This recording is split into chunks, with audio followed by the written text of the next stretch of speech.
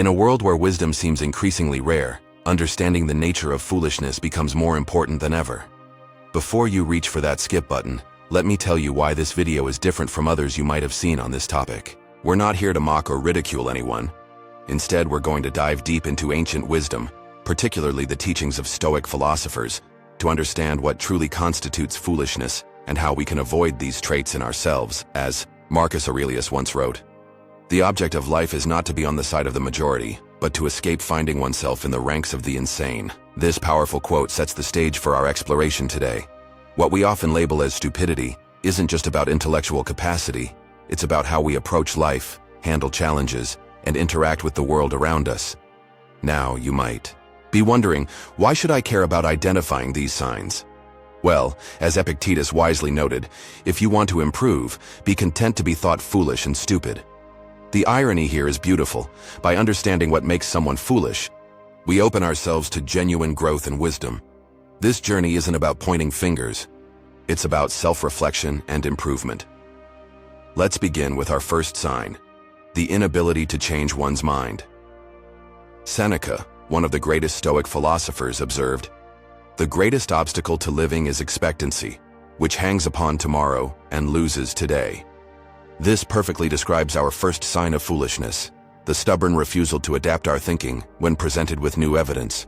A foolish person clings to their beliefs not because they're well-reasoned, but because they're familiar and comfortable.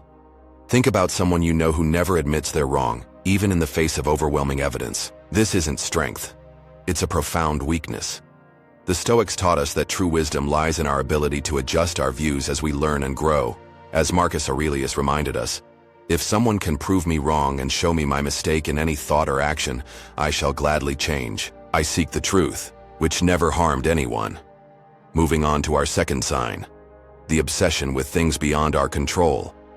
This might hit close to home for many of us. How often do we waste energy worrying about things we can't influence? Epictetus put it brilliantly when he said, "There is only one way to happiness, and that is to cease worrying about things which are beyond the power of our will."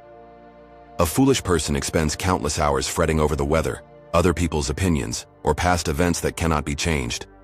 The wisdom of Stoicism teaches us to focus our energy on what we can control: our reactions, our attitudes, and our choices. Everything else? We must learn to accept it with grace. This doesn't mean becoming passive, rather, it means becoming strategic with our emotional and mental resources. Our third sign is one that's particularly relevant in today's world: the need to always be right. This differs from our first point about changing one's mind. This is about the compulsive need to win every argument, to always have the last word, to prove oneself superior in every conversation. As Zeno of Citium, the founder of Stoicism, taught, "We have 2 ears and 1 mouth, so we should listen more than we say." A foolish person talks more than they listen, convinced that they already know everything worth knowing. Consider how much more we learn when we approach conversations with curiosity rather than competition. The truly wise person understands that every interaction is an opportunity to learn something new, even from those we might initially disagree with. Let me share a personal story that illustrates this point perfectly. Years ago, I found myself in a heated debate with a colleague about a topic I thought I knew everything about. I was determined to prove my point, armed with facts and figures. But as I pressed my argument, I realized I wasn't listening to understand. I was listening to respond. This moment of self-awareness changed everything. By letting go of my need to be right, I actually learned something valuable from my colleague's perspective. As we transition to our fourth sign, I want you to pause and reflect on these first 3. Have you recognized any of these traits in yourself? Remember, awareness is the first step toward change. Stay with me because what comes next might be even more enlightening. Our fourth sign of foolishness is something I call the emotional hijack, when people let their emotions completely override their reason. Now, don't get me wrong. Emotions are a vital part of being human. But as Seneca wisely observed, the greatest power of ruling consists in the exercise of self-control. A foolish person becomes a slave to their emotional reactions, making decisions in the heat of anger or the depths of fear that they later regret. Think about road rage for a moment. Someone cuts you off in traffic, and suddenly, a normally rational person might transform into a creature of pure anger, risking their life and others over what? A minor inconvenience that will be forgotten in an hour. The Stoics understood that while we can't control our initial emotional reactions, we absolutely can control our response to them. Marcus Aurelius provided a beautiful perspective on this when he wrote, "You have power over your mind, not outside events. Realize this and you will find strength." A wise person creates a gap between stimulus and response, using that space to choose their reaction rather than being controlled by it. This leads us naturally to our fifth sign, the inability to delay gratification. In today's world of instant everything, instant messages, instant food, instant entertainment, this particular form of foolishness has become increasingly common. Musonius Rufus, another great Stoic teacher, said, "We should discipline ourselves in small things, and from there progress to things of greater value. A foolish person cannot resist immediate pleasures for greater future rewards." Consider how many people sacrifice their health for convenient but unhealthy food, their financial security for unnecessary purchases, or their relationships for momentary satisfactions. The wise person understands that anything worth having usually requires patience and discipline. They're willing to endure temporary discomfort for lasting benefits. I remember coaching someone who couldn't understand why they weren't achieving their goals. They had dreams of starting a successful business, but spent their evenings binge-watching shows instead of working on their business plan. The inability to delay gratification was literally costing them their dreams. Our sixth sign is particularly subtle, but incredibly damaging: the refusal to accept responsibility. This manifests in always having an excuse, always finding someone or something else to blame. As Epictetus said, "It is impossible for a man to learn what he thinks he already knows." The foolish person has an explanation for every failure that conveniently absolves them of any responsibility. They're stuck in a perpetual cycle of victimhood, never gaining the wisdom that comes from acknowledging our role in our circumstances.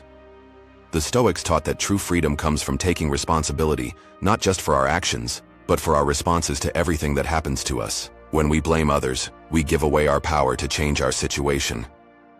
As Marcus Aurelius reminded us, accept the things to which fate binds you, and love the people with whom fate brings you together, but do so with all your heart. And finally, we arrive at our seventh sign, the fear of looking foolish. Isn't it ironic? The fear of appearing stupid often leads to the most foolish behavior of all, refusing to ask questions, hiding our ignorance, and missing countless opportunities to learn and grow.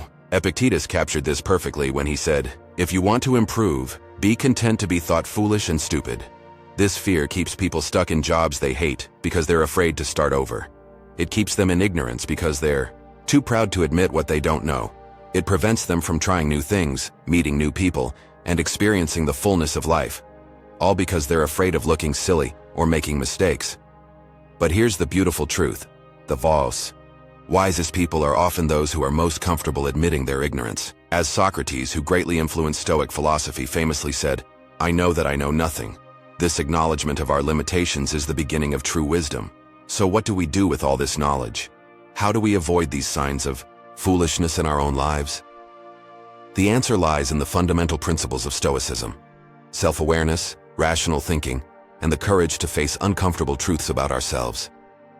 First, we must regularly examine our thoughts and behaviors. Are we clinging to beliefs simply because they're comfortable? Are we letting emotions rule our decisions? Are we avoiding responsibility for our circumstances? Second, we need to cultivate the humility to learn from everyone and everything around us. Every person you meet, every challenge you face is an opportunity to grow wiser, but only if you're willing to learn.